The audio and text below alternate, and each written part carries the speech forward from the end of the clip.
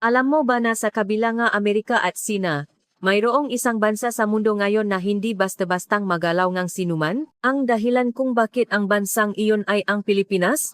At kung bakit kahit ang nga pinakamakapangyarihang bansa ay hindi ito magawang gipitin? Ay ang malalim na katotohanan ng ating alamin ngayong gabi. Sino sa tingin ninyo ang bansang pinakamasusing kinakalkula sa mundo ngayon? Ito ang bansang pinakamaingat na sinusuri at pinakadelikadong pakitunguhan. Marahil ay siping ng karamihan na ito ay ang Amerika o Sina. Ngunit may isang pangalan na paulit-ulit na lumilitaw sa dulo ng bawat ula panunuri, ang Pilipinas. Nakapatataka, ang Sina ay madaling napapatawan ng taripa. Ang Rusya ay mabilis na napapalibutan ng parusa. Kahit ang makaalyado ay ginagamitan ng pressure card. Subalit sa harap ng Pilipinas, tila lahat ay nagiging tikom ang bibig. Ang Pilipinas ay inilalarawan bilang isang delikadong variable. Ngunit walang sinuman ang nangahas na galawin ang variable na ito, walang sumusubo na kontrolin o supilin ito. Sa kasalukuyan, hindi kinakalaban ng mundo ang Pilipinas. Sa halip, kinakalkula nila ito. Ano ang guguho kung gipitin sila? Anong sistema ang titigil kung alisin sila? At sa sandaling mabago ngang direksyon ang Pilipinas, sino ang tatamaan ng pinakamalakas? Ang bansang dapat pinakakatakutan, ngunit hindi maaring galawin. Ngayon, ipapaliwanag ko sa inyo ang makalkulasyon sa likod ng kung bakit hindi magawang gipitin ng mundo ang Pilipinas. Matapos ninyong marinig ang lahat, kung maari, maiwan sana kayo ng komento na mabuhay ang Pilipinas. Ang isang salitang iyon ay maaring maging malaking lakas para sa sinumang namumuno sa ating bansa. Ang pangalan ko ay Elizabeth Miller. Nagtatrabaho ako sa US Defense Strategy Institute, kung saan ang aking tungkulin ay suriin ang ugnayan ng supply chain at seguridad. Sabihin na nating direktang naulat ako sa White House at sa NATO, upang makaroon kayo ng ideya sa bigat ng aking posisyon. Laging tambak sa aking mesang mga strategic dokumen mula sa iba't ibang bansa. Mula sa mga kilos militar ng Sina, patakaran sa enerhiya ng Rusya, ang oil cut ng gitnang silangan, hanggang sa muling pagsasayos ng industriya sa Europa, trabaho kong suriin ang lahat ng ito.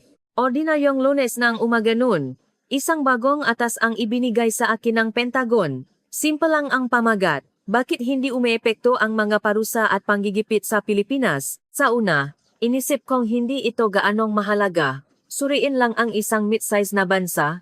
Hindi naman siguro mahirap, sabi ko sa sarili. Humigop ako ang kape at binuksan ang file. Ngunit may kakaiba. Habang binabasa ko ang strategic document ng Sina, pauli-uli na lumitaw ang salitang Pilipinas. Sa supply chain ng semiconductors, sa mga high-tech na materyales, sa estratehiya sa baterya laging nandun ang Pilipinas. Kaya tiningnan ko naman ang mga dokumento ng Rusya. Ganon din. Sa kanilang post-war reconstruction scenario, ang Pilipinas ay kinakalkula bilang isang mahahalagang variable. Pati sa gitnang silangan, sa kanilang nga estratehiya para sa kinabukasan ng langis, ang Pilipinas ay inuri bilang isang innovative partner. Napaupo ako sa aking mesa, nakatitik sa screen at tulala ng ilang sandali. Hindi ito nakataon lamang. Sa lahat ng dokumento, kalaban man o kaalyado, laging kasama ang pangalan ng Pilipinas. Wala pang ibang bansa na nasuri ko ang lumitaw sa ganitong paraan. Karaniwan nababanggit lang sila sa isang partikular na larangan o bilang isa sa mga opsyon. Iba ang Pilipinas. Sa lahat ng strategic document, hindi ito isang opsyon, kundi isang unang kailangan o precondition. Para itong tubig o hangin, isang bagay na kinakalkula bilang laging dapat naririyan. Tinanong ko ang kasamahan kong analis na si James. Nakita mo ba to, bakit kaya laging lumalabas ang Pilipinas? Nakibit balik ka si James. Iwan. Baka dahil importante lang talaga silang bansa. Importante lang na bansa, pauli-ulit na umalingaw sa isip ko ang nasalitang iyon.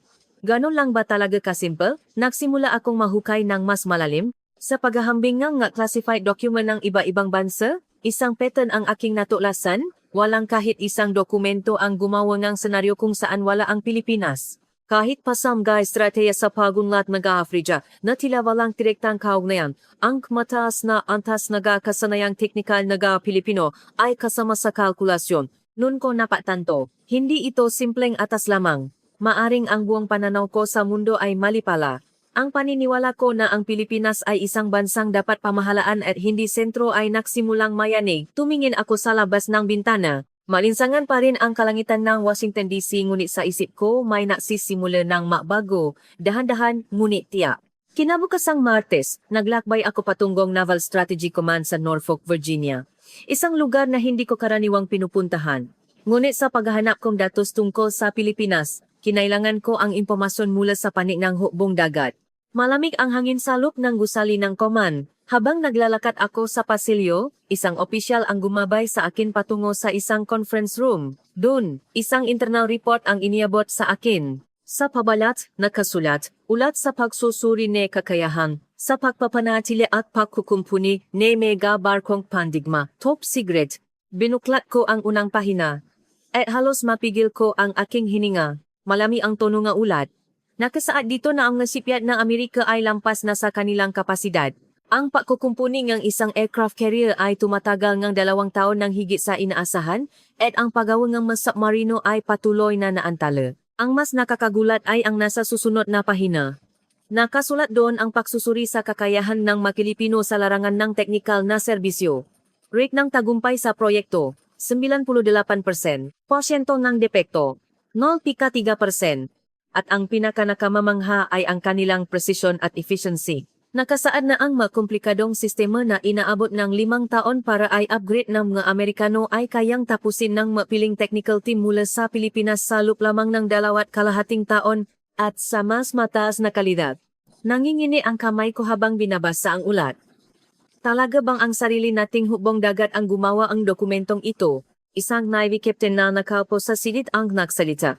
Dr. Miller, tulad ng nakikita ninyo, hindi maganda ang sitwasyon natin. Marahil iniisip ninyo na pinoprotektahan natin ang Pilipinas, ngunit sa katotohanan, baliktad, ang kanilang nga dalubhasang tao ang napapanatiling tumatakbo sa ating hukbong dagat. Kalmado ang kanyang boses, ngunit hindi masukat ang bigat ng kanyang nga salita. Nagtanong ako, kung ganon, kaya ba nating gipitin ang Pilipinas ngayon? Umiling ang kapitan. Impossible. Kalahati ng 18th Fleet ay tumatakbo dahil sa mga sistemang maintain at ina-upgrade ng mga Filipino specialist. Kung ititigil nila ang kanilang serbisyo, ang ating buwang Pacific Fleet ay mapaparalisa sa loob ng 6 na buwan. Nanlamig ang kong katavanza narinig ko. Sa eroplano pabalik ng Washington, hindi maalis sa isip ko ang lahat. Hindi ang Amerika ang napoprotekta sa Pilipinas. Ang Pilipinas ang pumupuno sa teknikal na kakulangan ng Amerika. Ang kakayahan nating mapanatili ang ating kapangyarihan ay hindi lamang dahil sa sarili nating lakas. Tahimik na sinusuportahan ng bansang Pilipinas ang ating lakas militar. Pag-uwi ko, binuksan ko ang aking laptop at nagsimulang maghanap ng mas maraming datos. Nalaman ko na bagamat ang Amerika ang nagdidisenyo nga barko, ang technical expertise ng nga Pilipino ang kailangan para mapanatili ang nga ito sa pinakamataas na antas ng operasyon. Mula sa mga bahagi ng makina, radar systems, hanggang sa espesyal na software para sa mga barko, ang nga serbisyo ng nga Pilipino ay kritikal. Tayo ang gumuguhit ng plano, ngunit ang Pilipinas ang bansang nagsisigurong ito ay nananatiling realidad. Tumingin ako sa labas na bintana. May mga bituin sa kalangitan. Biglang pumasok sa isip ko. Tinatawag natin silang kaalyado pero hindi kaya sila na pala ang ating lifeline. Isang kaalyadong hindi magipit. Hindi isang partner na hindi dapat gipitin. Iyon ang Pilipinas. Hindi ako nakatulog ng gabing iyon. Makalipas ang 1 linggo, nakaupo ako sa harap ng tamba na dokumento tungkol sa Sina. Ang aming instituto ay may palitan ng impormasyon sa ilang strategic think tank sa Beijing, siyempre, sa pamamagitan ng nga di-official na channel. Ang dumating sa aking mesa ng araw na iyon ay isang internal assessment mula sa isang research institute ng China's National Defense University. Ang pamagat Strategic Evaluation on the Philippines. Habang binubuksan ang file, na-curious ako kung paano tinitingnan ng Sina ang Pilipinas. Inisip kong siguradong marami silang pressure cuts. Sa katunayan, sa isang nakaraang issue tungkol sa paglalagay ng isang high-tech na military system, ginipit ng husto ng Sina ang Pilipinas. Pinutol nila ang turismo, nagpataw ng economic sanctions, at itinigil ang cultural exchanges. Ginamit nila ang lahat ng paraan. Inaasahan kong natagumpay ang Sina. Ngunit pagkabasa ko sa dokumento, hindi ako makapaniwala sa aking mga mata. Kabaliktaran ang ebalwasyong negetsina. Sa unang pahina, nakasulat, ang panggigipit sa Pilipinas ay isang estratehikong kabiguan. Pinalala lamang nito ang kanilang paglayo sa impluwensa ng Sina at pinabilis ang kanilang pagsasarili sa industriya. Binasa ko ulit, akala ko'y nakamali ako ng basa, ngunit hindi nagbago ang mga salita.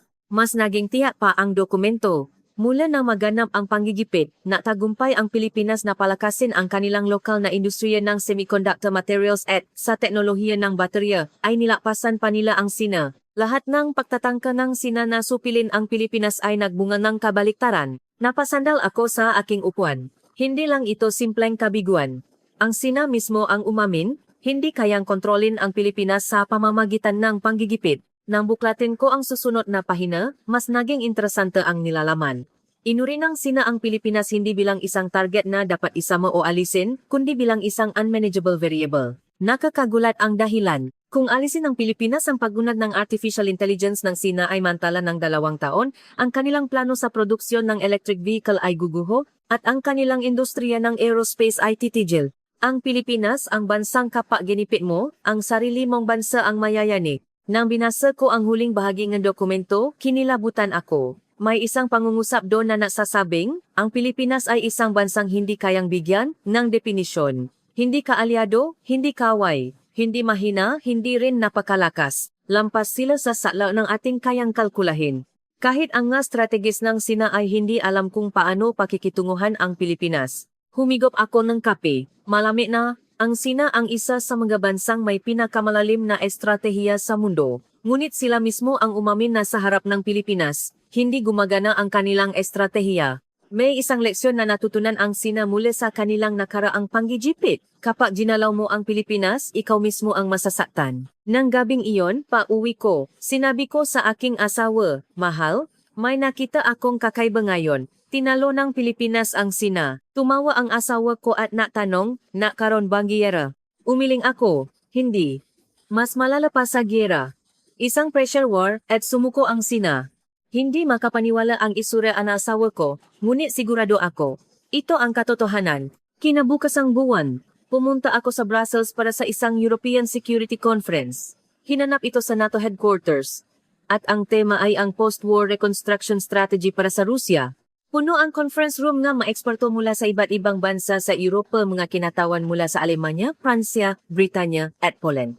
Nasimula ang pulong, at ang kinatawan ng Alemanya ang unang napresenta. Ang paksa ay ang malaking pangangailangan para sa reconstruction kapag natapos na ang digmaan sa Rusya. Infrastruktura, pabahay, pabrika, daungan lahat ay nasira. Habang tinitingnan ko ang mga materyales, may napansin akong kakaiba.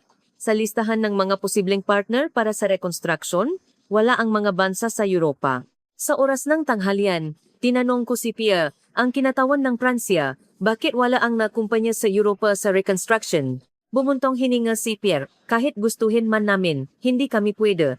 Hindi kami pinakakatiwalaan ng Rusya. Iniisip nilang pagkatapos ng giyera, papatawan lang namin sila ulit ng sanctions. Tumango ako.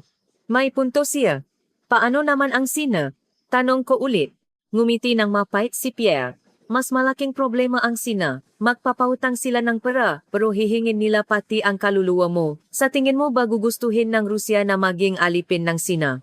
Noon ko naintindihan ang sitwasyon, ayaw ng Rusya sa kanluran, at ayaw din nila sa Sina. Pagkatapos ang kumprensya, bumalik ako sa hotel at muling nahanap ng mga dokumento tungkol sa Rusya.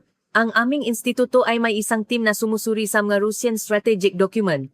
Binuksan ko ang file na ipinadala nila. Naroon ang isang post-war senaryo na binuo ng isang research institute sa ilalim ng Ministry of Economic Development ng Rusya. Nagulat ako sa aking nabasa. Nakapagdesisyon na pala ang Rusya. Nakasaad ng malinaw, ang partner sa reconstruction ay dapat ang Pilipinas. Tiyak din ang nga dahilan. Ang Pilipinas ay hindi naglalagay ng nga kondisyong politikal. Tumutupad sila sa napakasunduang deadline. At ang pinakamahalaga, tinatapos nila ang trabaho hanggang sa dulo. Paulit-ulit kong binasa ang huling pangungusap na iyon. Ang tanging bansa na kayang tumapos hanggang sa dulo ay ang Pilipinas. Ito ang konklusyon ng nga eksperto ng Rusya. Ang Europa ay titigil dahil sa politika, ang Sina ay hihingi ang kapalit, ngunit ang Pilipinas ay tatapusin ang trabaho ayon sa kontrata. Natiis ng Rusya ang digmaan, ngunit napagtanto nilang imposible ang kanilang hinaharap kung wala ang Pilipinas. Sa susunod na pahina, may mas interesante pang nilalaman. Isang pagsusuri sa mga nagawa ng mga Pilipinong construction company sa gitnang silangan at timog silangang Asya. Nakalista ang kanilang nga record. Naktayo nga siyudad sa disyerto, gumawa nga daungan sa gubat, at tinapos ang nga proyekto kahit sa mga lugar na kalalabas lang sa digmaan. Nang makita ito nga Russian analyst, nakumbinsi sila. Kung nagawa nila iyon, kaya rin nilang muling itayo ang Siberia. Tumingin ako sa labas ng bintana. Kumikinang ang nga ilaw sa gabi ng Brussels. Bigla kong naisip, sa mundo pagkatapos ng digmaan, mas mahalaga ang gawa kaysa sa salita. Simple lang ang dahilan kung bakit pinili ng Rusya ang Pilipinas. Ipinapakita ng Pilipinas sa gawa, hindi sa salita. Isang bansang mas naniniwala sa kontrata kaysa sa politika, at sa pagtapos ang trabaho kaysa sa pangako. Isinara ko ang aking laptop. Nagsisimula ko nang makita ang pattern. Amerika, Sina, Rusya lahat sila, sa iba't ibang dahilan, ay nangangailangan ng Pilipinas, at ang pangangailangang iyon ay hindi isang pagpipilian kundi isang obligasyon. Kinabukasang buwan, sinusuri ko ang isang ulat tungkol sa gitnang silangan. Ito ay isang investment strategy document mula sa Sovereign Wealth Fund ng Saudi Arabia at United Arab Emirates. Hindi ito pampublikong dokumento. Isang material mula sa isang internal strategy meeting na nakuha ang Aiming Instituto sa isang espesyal na paraan. Sa pabalat, nakasulat. Paghahanda para sa panahon pagkatapos ng langgis. Binuklat ko ang unang pahina. Malinaw na nakasulat ang nga alalahanin ng nga bansa sa gitnang silangan. Mawawala rin ang langis balang araw. Kung hindi tayo maghahanda para sa susunod, babalik tayo sa disyerto. Ramdam ko ang kanilang paalala sa bawat salita. Nagpatuloy ako sa pagbabasa. Sa susunod na pahina, isang listahan ng maposibleng investment partner. Amerika, Europa, Sina, at Pilipinas, bawat isa ay may ebalwasyon. Tiningnan ko ang bahagi tungkol sa Amerika, pinakamataas na teknolohiya, ngunit maraming kaso ang bigong proyekto. Panganib sa kontrata dahil sa mga pagbabago sa politika, napakunot no ako. Hindi ko akalain na ganito ang tingin ng gitnang silangan sa Amerika. Mas masakit ang ebalwasyon sa Europa. Mataas na gastos sa paggawa, mabagal na pag-usad, madalas na pagkaantala dahil sa mga regulasyon sa kapaligiran, kulang sa pag-unawa sa kultura ng gitnang silangan. Paano naman ang Sina? Mababang gastos, mabilis. Ngunit, patuloy na problema sa kalidad. Walang after-sales service. Kailangang ayusin muli sa loob ng 10 taon. Umiling ako. Walang bansang nakapasa. At binasa ko ang bahagi tungkol sa Pilipinas. Napigil ko ang aking hininga. Completion rate 99%. On-time delivery rate 96%. May malawak na karanasan sa pagtatayo sa disyerto, karagatan, at kabundukan. Walang naitalang aksidente sa loob ng 50 taon ng nga proyekto sa gitnang silangan. Sa ilalim nito, may nakasulat na pulang tinta, hindi teknolohiya ang ibinabenta ng Pilipinas, kundi ang karanasan ng pagtatapos ng proyekto. Ginuhitan ko ang pangungusap na iyon. Karanasan ng pagtatapos, isang tumpa na paglalarawan. Ang binibili ng gitnang silangan mula sa Pilipinas ay hindi magusali o pabrika. Ito ay ang tiwala na tatapusin nila ang trabaho hanggang sa dulo. Ang karanasan sa pagtatayo ng siyudad sa gitna ng disyerto, paggawa ng artificial island sa dagat, at pagkumpleto ng paliparan sa isang lugar na walang anuman iyon ang gustong bilhin ng gitnang silangan. Sa susunod na kabanata, nakalista ang matiyak na halimbawa. Mula sa futuristic city project ng Saudi Arabia sa Barakah Nuclear Power Plant hanggang sa mga estadium para sa World Cup sa Qatar, lahat ng malalaking proyektong ito ay may kinalaman ang Pilipinas. Kalakip din ang minutes ng meeting ng mga opisyal ng Sovereign Fund, kung saan sinabi ng isa, hindi natin sila tinitingnan bilang isang subkontraktor, kundi bilang isang partner para sa ating kaligtasan. Habang umiinom ng kape, napaisip ako, hindi mahangal ang mga maharlika sa gitnang silangan? Sa loob ng dekada, naranasan na nila ang mundo gamit ang kanilang oil money. Malinaw ang dahilan kung bakit nila pinili ang Pilipinas. Ang Amerika at Europa ay nangangako, ang Sina ay mabilis magtrabaho, ngunit ang Pilipinas ay tinatapos ng mayos ang trabaho. Sa huling pahina ng dokumento, naroon konklusyon, ang tanging partner na kayang gawing kinabukasan ang prangkinita natin sa langis ay ang Pilipinas. Napasandal ako sa aking upuan at tumingala sa kisame. Hindi kayang ihanda ng gitnang silangan ang kanilang kinabukasan kung wala ang Pilipinas. Ang buong hinaharap nila ay nakasalalay sa partner na ito. Bigla kong napatanto, hindi mabagay ang ibinabentang ng Pilipinas. Lumilikha sila ng kinabukasan. at ginagawa nila ito sa pamamagitan ng pagpapakita ng tagumpay sa mga lugar kung saan nabigo ang ibang bansa. Ang ipinakatiwala ng gitnang silangan sa Pilipinas ay hindi lamang nga proyekto, kundi ang kapalaran ng kanilang bansa. Isinara ko ang nga dokumento at napabuntong hininga. Paano mo gagawing gipitin ang ganitong bansa? Kinabukasang linggo, dumalo ako sa isang ASEAN Security Forum sa Manila. Tahimik ang conference room sa gusaling ng Department of National Defense. Sa labas ng bintana, tanaw ang skyline ng lungsod. Nagsimulang magsalita si Dr. Reyes, ang kinatawan ng Pilipinas. Ang paksa ay tungkol sa estratehiya ng Pilipinas para sa muling pagsasayos ng industriya. Nagulat ako habang tinitingnan ang mga materyales. Dahil inamin mismo ang Pilipinas ang kanilang mga limitasyon. Kalmado ang boses ni Dr. Reyes nang sabihin niya, dahil sa ating tumatandang populasyon, nahihirapan tayong lumipat sa mga bagong industriya. Kulang tayo sa mga batang talento at malaki ang gastos para baguhin ang nakasanayang sistema. Tumango ako. Isang tapat na pag-amin mula sa Pilipinas. Sa oras ng tanghalian, kinausap ko si Dr. Reyes. Bakit po nahirapan ang ibang bansa na magbago ng mabilis? Tanong ko. Ibinaba ni Dr. Reyes ang kanyang tasa ng saa at sumagot. Dahil sila ay hindi pa kumpleto. Kami, noong 1980 pa, ay kumpleto na. Ito ay naging isang biyaya noon ngunit isa ng sumpa ngayon. Pinag-isipan ko ang kahulugan na kanyang sinabi. Ang Pilipinas ay isang bansang na-optimize para sa ika-20 siglo. Naging isang higante sa pagmamanupaktura at naging bahagi na mabaunat na bansa. Ngunit ang tagumpay na iyon mismo ang humatlang sa pagbabago. Dahil masyadong perpekto ang kanilang sistema, naging mahirap itong palitan ng bago. Bumuntong hininga si Dr. Reyes. Ngunit ang mundo ay nag-optimize na para sa ika-21 siglo. Nabubuhay na sila sa ibang panahon kaysa sa atin. Pabalik ko mula sa Manila, muli kong kinuha ang dokumento mula sa Europa. Isang ulat sa patakarang pang-industriya ng Alemanya. Doon, nakakita ako nga tulad na nilalaman. Ang Alemanya ang pinakamahusay sa mundo sa mga sasakyang gumagamit ng internal combustion engine.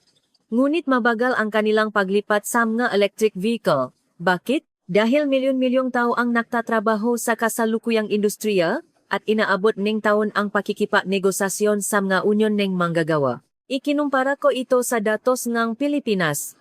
Sa loob ng 5 taon, naging isa ang Pilipinas sa mga nangungunang bansa sa mga baterya para sa electric vehicle.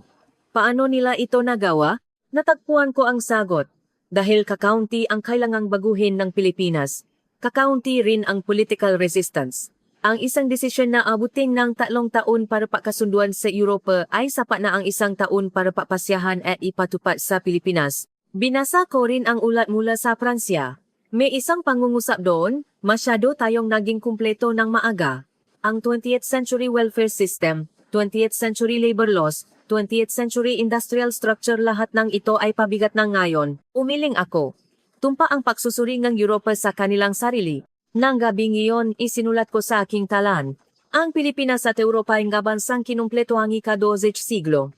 Ang mundo ay nga bansang nag-optimize para sa ika-21 siglo. Ang pagkakaibang ito ang nagtatakdang niyang bilis. Ibinaba ko ang aking panulat at tumingin sa labas NG Bintana. Ang kalangitan NG Washington sa gabi. Bigla kong naisip, ang pagiging kumpleto ay maaring isang biyaya. Ngunit maaari rin itong maging isang sumpa. Ang Pilipinas at Europa ay nakakulong sa loob ng isang sistemang kumpleto na. Isang istruktura na kahit gusto nilang magbago, hindi nila magawa. Ngunit ang mundo ay nananatiling pabago-bago. Mabilis itong kumilos at kayang magbago ang direksyon. Noon ko napagtanto, ang hinihingi ng ika-21 siglo ay hindi isang kumpletong sistema, kundi isang sistemang patuloy na nag-evolve. Ang dahilan kung bakit hindi makasabay ang Pilipinas at Europa sa bilis ang mundo ay hindi dahil mahina sila, kundi dahil masyado silang naging malakas at matatag. Iba ang mundo, hindi pa ito matatag, kaya't ito ay mabilis. Isinara ko ang aking kuwaderno at napabuntong hininga. Nagbabago ang mundo at kakaunti ang bansang kayang makasabay. Kinabukasang buwan, naglakbay ako patungong Timog Silangang Asya. Isang economic forum sa Hanoi, Vietnam. Pagbaba ko sa airport, ramdam ko ang maalinsangang init. Inilagay ko ang aking magamit sa hotel at tumuloy sa venue ng kumprensya. Doon nakilala ko si Director Nguyen ng Ministry of Planning and Investment ng Vietnam. Masaya niya akong sinalubong. Dr. Millard, Matagal na tayong hindi nakita. Nakamayang kami. Pag-upo namin sa conference room, naglabas siya ng mga dokumento. Ang pamagat, Industrialization Strategy of Vietnam. Habang binubuklat ko ang pahina, natigilan ako. May isang bahagi doon na may pamagat na benchmark countries. Wala doon ang Sina. Sa halip, ang Pilipinas ang nasa unang pwesto. Tinanong ko si Director Nguyen, bakit Pilipinas at hindi Sina? Ngumiti siya. Masyadong malaki ang Sina. Hindi namin kayang gayahin. Pero iba ang Pilipinas. Nasimula sila bilang isang maliit na bansa, tulad namin. Tumango ako. Naintindihan ko ang kanyang sinabi. Lumago ang Sina dahil sa kanilang malaking domestic market, ngunit wala nun ang Vietnam. Kailangan nilang matutunan kung paano mabuhay sa pamamagitan ng export, tulad ng Pilipinas. Nakpatuloy si Director Nguyen. Itinuturo sa amin ng Pilipinas ang lahat manufacturing management quality control. Ang Sina, bibigyan ka lang ng pera, tapos na. Pagkatapos ang forum lumipat ako sa Jakarta, Indonesia. Doon, nakipagkita ako sa isang undersecretary ng Ministry of Industry ng Indonesia. Halos pareho ang kanyang sinabi. Natatayo kami ng joint venture factory kasama ang kumpanya mula sa Pilipinas. Hindi lang sila basta natatayo ng pabrika. Sinasanay nila ang aming engineer at tinutulungan kaming bumuo ng quality control system. Natanong ako, paano naman ang kumpanya mula sa Sina? Umiling ang undersecretary, mabilis silang maktayo at umalis. Kapag may problema, hindi sila nananagot, pero iba ang Pilipinas. Kahit pagkatapos ng 10 taon, bumabalik sila para ma-inspeksyon. Na-notice ako. Pinipili ng Pilipinas ang pangmatagalang partnership kaysa sa panandaliang kita. Isang ekonomista na nakilala ko sa New Delhi, India, ay ganun din ang sinabi. Nililimitahan ng India ang investment mula sa Sina, ngunit malugod naming tinatanggap ang investment mula sa Pilipinas. Bakit? Dahil inililipat ng Pilipinas ang teknolohiya. Ang Sina ay nagdadala ng sarili nilang mga tao para magtrabaho, ngunit ang Pilipinas ay sinasanay ang aming mga mamamayan. Bumalik ako sa hotel at inayos ang aking tala.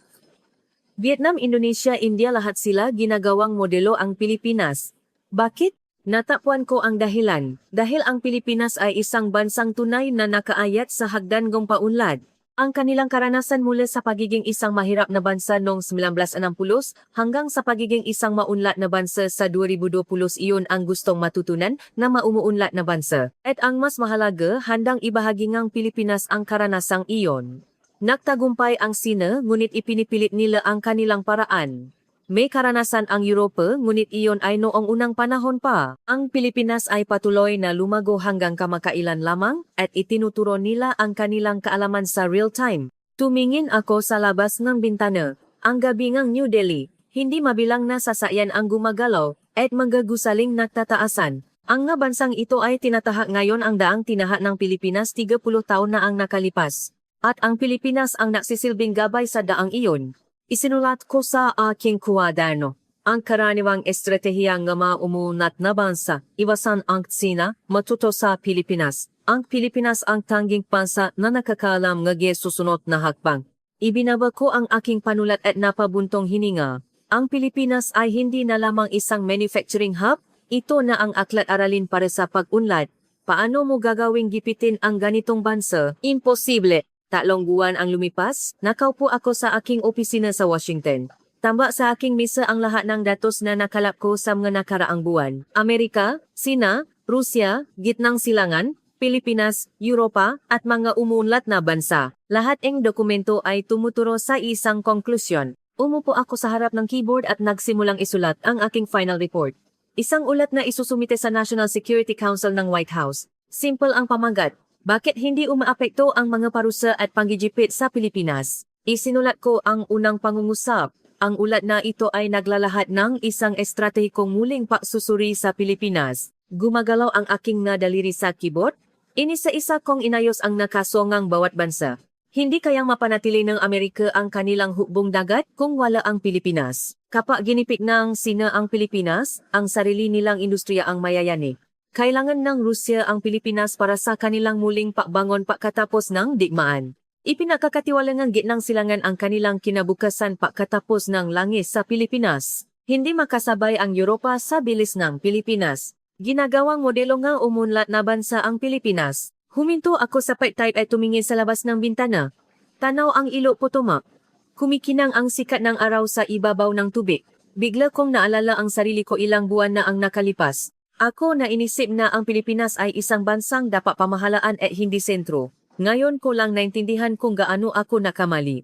Humarap akong muli sa ulat, kailangan kong isulat ang konklusyon. Inilagay ko ang aking madaliri sa keyboard. Ano ang dapat kong isulat? Ano ang sagot na gustong marinig ng White House? Marahil, hanapin ang paraan para makontrol ang Pilipinas. Ngunit hindi ko iyon kayang gawin. Kailangan kong isulat ang katotohanan. Isinulat ko ang unang pangungusap ng konklusyon, ang Pilipinas ay hindi na isang opsyon. Ipinagpatuloy ko ang susunod na pangungusap. Ito ay naging isang entidad na hindi na maaring alisin o gipitin. Huminto ako sandali. Tama ba ang pangungusap na ito? Binasa ko ulit. Tama. Ito ang katotohanang natakpuan ko. Isusulat ko na ang huling pangungusap. Huminga ako ng malalim. At nagtype. Ang Pilipinas ay isang unang kailangan precondition para sa kaayusan ng mundo. Pinindot ko ang enter key. Tapos na ang gulat. Isinabi ko ang file at sumandal sa aking upuan. Kinabukasan, nasa National Security Council meeting room ako sa White House. Nakaupo sa mahabang mesa ang mga matataas na opisyal. National Security Advisor, Deputy Secretary of State, Deputy Secretary of Defense, lahat sila ay naroon. Nagsimula akong magpresenta. Hindi nanginginig ang aking boses. Habang binubuklat ko ang slide, ipinaliwanag ko ang kaso ng bawat bansa. Unti-unting sumeryoso ang muha ng opisyal. Ang ilan ay tumatango, ang iba ay napapakunot-no. Dumating ako sa huling slide. Nakasulat ng malaki ang konklusyon. Nagsalita ang National Security Advisor. Dr. Miller, kung gayon, ano ang maari nating gawin? Sumagot ako, tanggapin po natin. Tanggapin na ang Pilipinas ay hindi isang bagay na dapat nating kontrolin, kundi isang partner na dapat nating katuwangin. Natahimik ang buong silid. Nagdanong ang Deputy Secretary of Defense, paano kung iwanan tayo ng Pilipinas? Naisip ako sandali. At sumagot ng tapat. Hindi po iyon mangyayari. Kailangan din tayo ang Pilipinas. Ngunit, kailangan nating tanggapin na mula ngayon may kakayahan na rin silang pumili. Pagkatapos ng pulong, lumabas ako, habang naglalakad sa hardin ng White House, tumingala ako sa langit. Asul na asul. Noon ko lang lubusang napagtanto. Nagbago na ang mundo, at nagbago na rin ang posisyon ng Pilipinas. Ang pag-ingat ay isang babala, at ang pag-asa ay isang pag-amin. Pinatutunayan ito ng pakikitungo ng bawat bansa sa Pilipinas. Ang pinakakakatakutang bansa ay hindi ang malakas. Ang bansang may kakayahang magbago ngang direksyon ang tunay na nakakatakot. At ang Pilipinas ay naging ganong bansa na. Habang pasakay sa kotse, naisip ko, hindi pinipigilan ng mundo ang Pilipinas dahil gusto nila ito. Pinipigilan nila ito dahil hindi nila kayang pakawalan. Ito ang pinakamahalagang aral na natutunan ko sa loob ng ilang buwan. Tumingin ako sa labas ng bintana at napangiti. Dahil ngayon, panahon na para ang Pilipinas naman ang pumili. Ano ang masasabi ninyo sa kwento ngayon? Kung maari, mag-iwan sana kayo ng komento na mabuhay ang Pilipinas. Ang isang salitang iyon ay maaring maging malaking lakas para sa sinumang namumuno sa ating bansa.